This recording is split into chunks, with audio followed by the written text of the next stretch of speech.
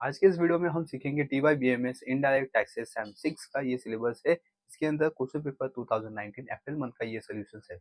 अब तक हमने क्वेश्चन नंबर 2 का जो ए बी या इसका ऑप्शनल क्वेश्चन था ये हमने कंप्लीट कर लिया है PQ। ठीक है, और इसके पहले हमने ऑब्जेक्टिव क्वेश्चन भी कवर किए हैं। तो अभी तक आपने ये वीडियोस नहीं देखा है तो इसका लिंक आपको डिस्क्रिप्शन बॉक्स में मिल जाएगा। आज की इस वीडियो में हम क्वेश्चन नंबर 3 को कवर करेंगे जो कि 15 मार्क्स के लिए यहाँ पे ये क्वेश्चन गिवन है। इसमें सिर्फ 2 क्वेश्चन गिवन है, दैट इज में ऑप्शनल क्वेश्चन है, एक आपको कोई एक अटेम्प्ट करना है इसमें से। 15 मार्क्स के लिए ये क्वेश्चन है। क्वेश्चन नंबर 3 गिवन है, from the following for November 2018 calculate the value of taxable and non-taxable service assuming that the goods and service tax is not included in the accounts या in the amounts। ठीक है, तो 15 यहाँ पे marks के लिए ये question given.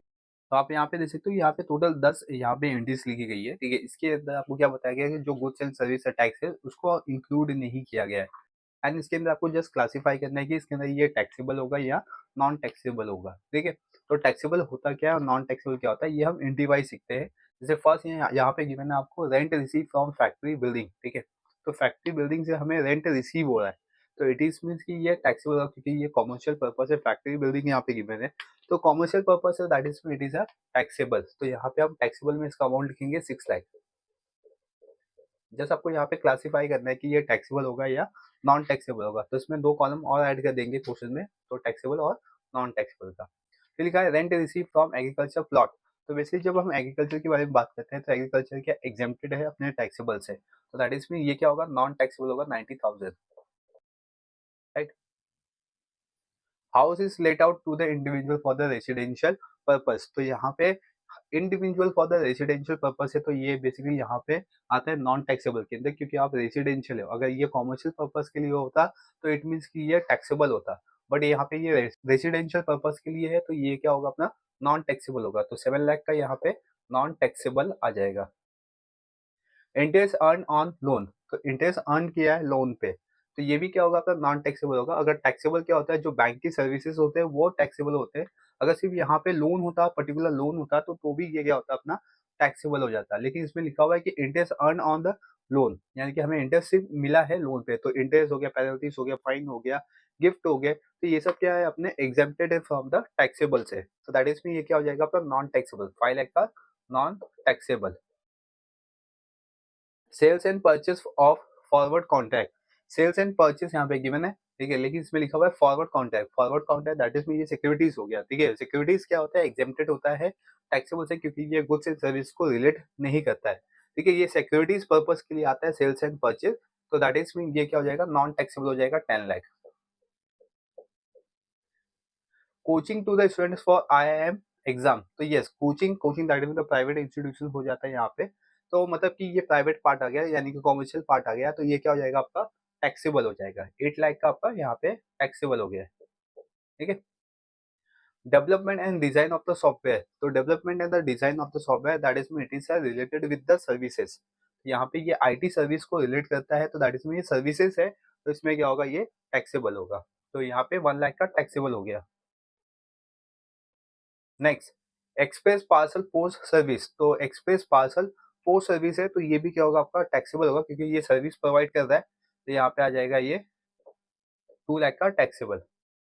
Collection of electricity bill, yes electricity bill it is just part of the services, तो ये भी क्या हो जाएगा आपका बिल कलेक्ट करे तो उस पर भी आपको टैक्स देना होता है, तो दैट इज मीन ये भी क्या होगा टैक्सेबल हो जाएगा। यहाँ पे 1 लाख का टैक्सेबल ये हो गया। ठीक है, implementation of the software, software को आप इम्प्लीमेंट करवा रहे हो, दैट इज में it is a part of the IT, और यहाँ पे भी आप क्या कर रहे हो सर्विस प्रोवाइड कर रहे हो, इम्प्लीमेंटेशन सर्विसेज दे रहे हो, तो इसके लिए भी आपको चार्जेस पे करना होगा, टैक्सेबल चार्जेस पे करना होगा। तो इट मीन्स कि ये जो इम्प्लीमेंटेशन ऑफ सॉफ्टवेयर है ये भी क्या होगा टैक्सेबल होगा। तो 5 लाख का इसमें टैक्सेबल हो गया। ठीक है, अब हम इसका टोटल कर देंगे क्योंकि हमें टोटल टैक्सेबल और टोटल नॉन टैक्सेबल वैल्यूज चाहिए। राइट, तो हम इसको अभी ऐड कर लेते हैं। यहाँ पे मैं लिख देता हूँ टोटल टैक्सेबल और नॉन टैक्सेबल, देखते हैं यहाँ पे कितना होगा। इसका हम टोटल कर लेंगे 6 लाख प्लस 8 लाख, ठीक है, plus 2 lakh, that is means 14 15 15 17 18 and 23, तो 23 लाख इधर आएगा। तो 23 लाख यहाँ पे हो गया, ये टैक्सेबल हो गया। ठीक है, नॉन टैक्सेबल के अंदर अपने पास क्या है 10 लाख 5 लाख 7 लाख, दैट इज 22 लाख हो गया, 22 लाख 90,000, 22,000 सॉरी 22 लाख 90,000, ये हो गया नॉन टैक्सेबल्स। तो यहाँ पे अपना ये सम कंप्लीट होता है क्लास। आई होप कि ये जो कॉन्सेप्ट था टैक्सेबल क्या हो सकता है, नॉन टैक्सेबल क्या हो सकता है, विद रीजन मैंने आपको एक्सप्लेन कर दिया है और ये आपको सम भी समझ गया होगा। तो ये 15 मार्क्स के लिए क्वेश्चन आएगा, बस आपको इतनी करना है कि टैक्सेबल क्या है और नॉन टैक्सेबल क्या है।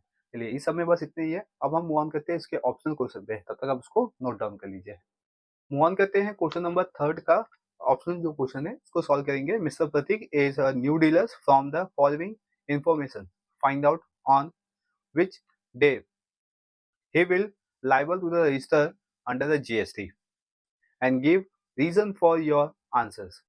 तो यहाँ पे आपको बताना है कि जो मिस्टर प्रतीक है, ठीक है, वो न्यू डीलर्स है और ये रजिस्टर कब करेगा अपने को अंडर द जीएसटी, ये बताना है। यानी कि प्रतीक क्या करेगा, खुद को रजिस्टर करेगा जीएसटी के अंडर। तो जीएसटी के अंडर रजिस्टर करने के लिए कुछ कंडीशंस है, वो कंडीशन क्या है बेसिकली वो समझेंगे यहाँ पे। तो यहाँ पे 3 कंडीशंस निकल के आती है, ठीक है।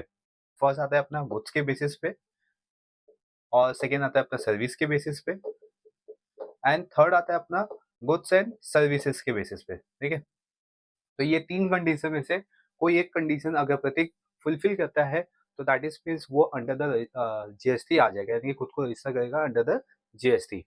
तो गुड्स के लिए कंडीशन क्या है, ठीक है, गुड्स के लिए कंडीशन है एटलीस्ट इसका टर्नओवर या सेल्स, ठीक है, कितना होना चाहिए, 40 लाख होना चाहिए। बेसिकली जो टर्नओवर देखेंगे यहाँ पे हम लोग, एग्रीगेट टर्नओवर कितना होना चाहिए, 40 लाख का होना चाहिए। गुड्स का जो टर्नओवर होगा वो 40 लाख होना चाहिए। एंड सर्विस के लिए इसके पास आना चाहिए 20 लाख। अगर ये 20 लाख तक का अपना एग्रीगेट टर्नओवर सर्विस के अंदर करता है तो that is mean Prateek is liable या एलिजिबल हो जाएगा register for the GST. And third one आता है अपना गुड्स एंड सर्विसेज, ठीक है। तो गुड्स एंड सर्विसेज आ गया, तो भी इसमें कितना एप्लीकेबल है, 20 लाख का एप्लीकेबल है, ठीक है। यानी कि गुड्स एंड सर्विसेज हुआ तो भी 20 लाख होना चाहिए, सर्विसेज हुआ प्योर सर्विसेज हुआ तो भी 20 लाख होना चाहिए, एंड गुड्स आ गया तो 40 लाख का इसका एग्रीगेट टर्नओवर होना चाहिए। अगर ये 3 कंडीशन में से किसी एक कंडीशन को अगर प्रतीक सेटिस्फाई करता है तो दैट इज मींस प्रतीक यहाँ पे लाइबल हो जाएगा रजिस्टर करने के लिए, ठीक है। तो बेसिकली अब जो सम्स गिवन है अपने को, उसमें क्या गिवन है कि जो मिस्टर प्रतीक है ये न्यू डीलर्स है, ठीक है, और उसके अंदर लिखा है कि आपको फाइंड आउट करना है कि ऐसा कौन सा दिन है जिस दिन में यह प्रतीक जो है ये लाइबल हो जाएगा to the register under the GST, ये बताना है। अभी कि ये जो सम्स है इसमें हम आइडेंटिफाई कैसे कर पाएंगे कि ये गुड्स का सम है या सर्विस का है या गुड्स एंड सर्विसेज का है। तो बेसिकली यहाँ पे देख सकते हो आपको टैक्सेबल परचेज दिया हुआ है, टैक्सेबल फ्री परचेज दिया हुआ है, टैक्सेबल सेल्स दिया गया है, टैक्सेबल फ्री सेल्स दिया गया है। तो ऐसे जो टाइप के सम्स होते हैं, ऐसे टाइप के जो क्वेश्चंस होते हैं या कॉन्सेप्ट होते हैं, इसके अंदर मोस्ट ऑफ द गुड्स के ही सम बनते हैं। क्या होता है, ये गुड्स का सम है, यानी कि गुड्स का इसका कितना आना चाहिए, 40 लाख। अगर ये 40 लाख का सेल्स भी करता है किसी दिन तो ये क्या हो जाएगा, अपना लाइबल हो जाएगा, ठीक है। या 4 लाख या 4 लाख से एक्सीड ज्यादा होना चाहिए, ठीक है। तो इससे क्या हो जाएगा, सॉरी 40 लाख, 4 लाख नहीं, 40 लाख से अगर ज्यादा हो गया तो ये क्या हो जाएगा, रजिस्टर हो जाएगा अंडर द जीएसटी। तो करना कैसे इसको सॉल्व, याद रखिए ऐसे टाइप के जो सम्स होते हैं ये गुड्स के अंडर ही आते हैं मोस्ट ऑफ दी। तो अब इसको सॉल्व कैसे करना है, तो यहाँ पे देखो क्वेश्चन मैंने लिखा हुआ है तो उसको मैं दोबारा रिपीट नहीं करूंगा, नहीं तो बहुत लेंदी वीडियो हो जाएगा। एंड देन इसमें करना कैसे, आपको सॉल्व कैसे करना है ये समझा देता हूँ, बट आपका जो आंसर होगा वो उसी मेथड में होना चाहिए जिस मेथड में अभी मैं एक्सप्लेन करूंगा। फर्स्ट अपना डेट का कॉलम आएगा, ठीक है। अपने को टैक्सेबल परचेस और टैक्स फ्री परचेस की नीड नहीं है तो इसको हम नहीं ड्रॉ करेंगे, इसको नहीं लेके आएंगे अपने आंसर्स में। सिर्फ अपने पास क्या चाहिए, डेट चाहिए, टैक्सेबल सेल चाहिए, टैक्स फ्री सेल चाहिए, बस ये 2 चाहिए, ठीक है। तो यहाँ पे आपको टैक्स डेट लेना है, टैक्सेबल सेल्स लेना है और टैक्स फ्री सेल्स लेना है। ये 2 को आपको यहाँ पे इग्नोर करना है, स्किप करना है, ठीक है, आपके आंसर में। सिर्फ अपने को ये 3 कॉलम की नीड है। एंड देन इसके बाद फिर हम और 2 कॉलम यहाँ पे एक्सटेंड करेंगे जिसमें हम फाइंड आउट करेंगे कि जो प्रतीक है उसका सेल्स कितना जाना चाहिए, 40 लाख, गुड्स के बेसिस पे, सर्विस के बेसिस पे 20 lakh, and goods and services के बेसिस पे 20 लाख जाना ही चाहिए, ठीक है। नहीं जाता है तो that is mean Prateek is not liable to register under the GST, right. तो चलिए इसको सॉल्व करते हैं, कैसे सॉल्व करना है इस पे ध्यान दीजिए। फर्स्ट यहाँ पे हम लिखेंगे, ठीक है, अपने को क्या चाहिए, एक तो टोटल सेल चाहिए क्योंकि यहाँ पे हम सेल्स करें तो टोटल सेल चाहिए क्योंकि एग्रीगेट टर्नओवर निकालना है हमें। तो फर्स्ट यहाँ पे लिखेंगे टोटल सेल्स। टोटल सेल्स कैसे निकलेगा, टोटल सेल्स निकलेगा टैक्सेबल सेल्स और टैक्स फ्री सेल्स को ऐड कर देंगे अब, राइट। तो यहाँ पे कितना, ये 1 lakh, 1 lakh into 40, sorry 1 lakh plus 40, 1 lakh plus 40 तो दैट इज 1,40,000, राइट। पहले ये आ जाएगा यहाँ पे 1,40,000। इसके बाद 5 लाख प्लस 20 तो 5,20,000, फिर 3 lakh plus 1 lakh that is 4 lakh, फिर 1 lakh plus 4 lakh that is 5 lakh, ठीक है। 2 लाख प्लस 80 तो 2 lakh 80,000, 5 lakh plus 1 lakh 50 that is 6 lakh 50, and यहाँ पे है 1 lakh plus 3 lakh that is 4 lakh, ठीक है। ये अपने पास आ गया टोटल सेल्स एवरी डे का, यहाँ पे आ गया 2 अप्रैल, 4 अप्रैल, 11 अप्रैल, 20 अप्रैल एंड 25 अप्रैल, जिसके बाद आएंगे 2 मई एंड 11 मई, ठीक है। तो ये पूरा आ गया अपना हर एक दिन का यहाँ पे एग्रीगेट आ गया, ठीक है, टोटल सेल्स आ गया। अब इसके बाद हम लोग क्या कर सकते हैं यहाँ पे क्यूमुलेटिव, ठीक है, क्यूमुलेटिव सेल्स निकालेंगे। क्यूमुलेटिव सेल्स से हमें मिल जाएगा कि जो प्रतीक है उसका गुड्स का सेलिंग कितना हुआ है, 40 लाख किया गया उसने, ये पता चलेगा क्योंकि ये सब अपना गुड्स के बेसिस पे निकल के आ रहा है, तो दैट इज में हम गुड्स का ही यहाँ पे कंडीशन देखेंगे। तो फर्स्ट वन क्या करते हैं, क्यूमुलेटिव सेल्स कैसे निकालते हैं, how we find the cumulative sales. तो फर्स्ट वन हम क्या करेंगे, ये 1,40,000 एज इट इज यहाँ पे कॉपी कर देंगे 1,40,000, ठीक है। एंड देन इसके बाद आते हैं हम लोग इसको ऐसा क्रॉस में प्लस करेंगे 1,40,000 प्लस 5,20,000 दैट इज में 6,60,000 and 6,60,000 plus 4 lakh that is में 10,60,000, ठीक है। 10,60,000 प्लस 5 लाख तो it means 15,60,000, 15,60,000 plus 2,80,000 that is में 18,40,000, 18,40,000 प्लस 6,50,000 इसको ऐड करेंगे तो यहाँ पे आएगा 24,90,000 and then 4 lakh again add कर देंगे तो इसमें आ जाएगा 28,90,000। तो दैट इज टोटल एग्रीगेट यहाँ पे कितना आया 28,90,000। ऐसा कोई भी दिन नहीं है जिसमें प्रतीक ने 40 लाख के ऊपर का सेल किया हुआ है, राइट। तो दैट इज मीन यहाँ पे प्रतीक लाइबल नहीं होगा रजिस्टर करने के लिए जीएसटी में, राइट। तो अब इसका स्टेटमेंट लिखेंगे। आयोग की ये जो टेबुलर फॉर्म था, ठीक है, ये आपको समझ में आ गया, उसको हमने सॉल्व किस मेथड में किया है। अब हम इसका स्टेटमेंट लिखेंगे। यहाँ पे स्टेटमेंट लिखते हैं since aggregate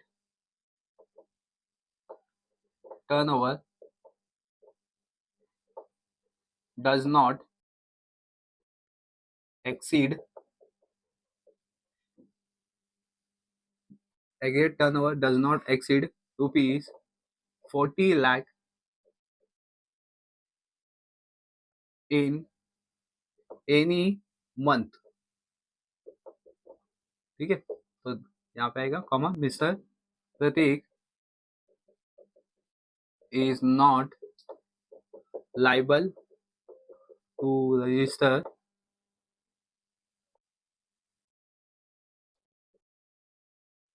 under GST, okay. तो यहाँ पे ये सम कंप्लीट हो गया है। फर्स्ट बस आपको यहाँ पे आइडेंटिफाई करना था या आपको इधर फाइंड आउट करना था कि जो प्रतीक है वो अपना जो गुड्स का एग्रीगेट टर्नओवर होगा वो 40 लाख तक कर सकता है, बट यहाँ पे ऐसा कोई भी दिन नहीं है जिसमें प्रतीक ने 40 लाख किया हुआ है, ठीक है। यहाँ पे मैंने मंथ लिखा हुआ है, यहाँ पे डे भी आप लिख सकते हो, ठीक है। 40 लाख इन एनी डे, ठीक है, इन एनी डेज यहाँ पे भी लिख सकते हो आप, ठीक है। ऐसा कोई भी दिन नहीं था जिसमें प्रतीक ने क्या किया कि 40 लाख के ऊपर अपना सेल्स किया हुआ, तो जिसकी वजह से वो लाइबल नहीं होगा जीएसटी के अंदर। आयोग क्लास की जो कॉन्सेप्ट था, ठीक है, ये भी आपको समझ में आ गया कि इसको हमने किस मेथड में सॉल्व कर लिया है, ठीक है। तो यहाँ पे क्वेश्चन नंबर 3 का जो दो कॉन्सेप्ट था ऑप्शनल क्वेश्चन, ये भी 15 मार्क्स के लिए, इसके पहले जो सम्स किया वो भी अपना 15 मार्क्स के लिए ये क्वेश्चन है। चलिए अब इसको नोट डाउन कर लीजिए। अब हम मूव ऑन करेंगे इसके नेक्स्ट क्वेश्चन पे, यानी क्वेश्चन नंबर 4 पे। तब तक आप उसको नोट डाउन कर लीजिए और चैनल पे पहली बार या चैनल को सब्सक्राइब नहीं किए हो तो चैनल को भी सब्सक्राइब कर लीजिए, बेल आइकन प्रेस कर लीजिए ताकि आपको इसी तरीके से अपडेट मिलते रहे। Thank you for watching.